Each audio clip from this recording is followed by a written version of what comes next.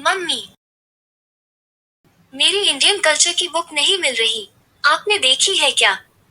ये देखो बेटा, टेबल पर ही है। अपने रूम की हालत देखो। कहाँ से मिलेंगी चीजें?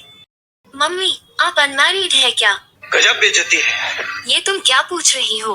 रोज पापा को देखती हो, उनके साथ खेलती हो और तुमने हमारी शादी का एल्बम भी तो देखा है। बेटा मैं मैरिड हूँ। उफ, इस कमरे की भी वही हालत है। ऋतु, बेटा मेरी डायरी लाना। उसमें देखो किसी डीलर का नंबर। पूरे घर की क्लीनिंग और व्हाइट वॉशिंग करवानी पड़ेगी। ये लीजिए डायरी। मम्मी, आप मुस्लिम है क्या? हे भगवान, ये तुम क्या कह रही हो?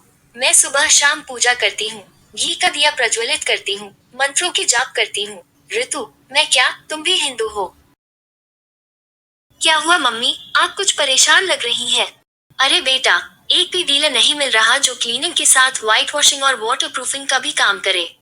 मम्मी आप अर्बन कंपनी में क्यों नहीं ट्राई करती? वहाँ तो cleaning, white washing, water proofing के साथ साथ प्लम्बिंग, कारपेंटर, इलेक्ट्रिशियन के भी काम हो जाएंगे। अरे हाँ, ये मैं कैसे भूल गई। अभी पूछती हूँ उनकी availability. A few days later. Mummy, मैं खेल के आ गई।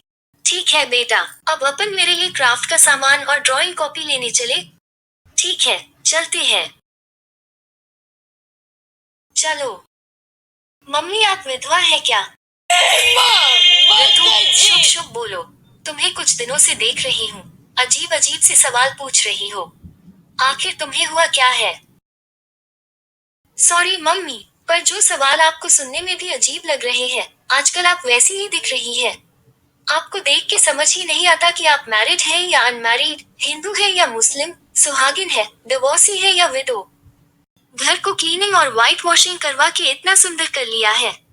अब आप भी हमारे इंडियन कल्चर को अपनाते हुए माथे में बिंदी, मांग में सिंदूर और हाथों में कंगन पहन लीजिए ना प्लीज।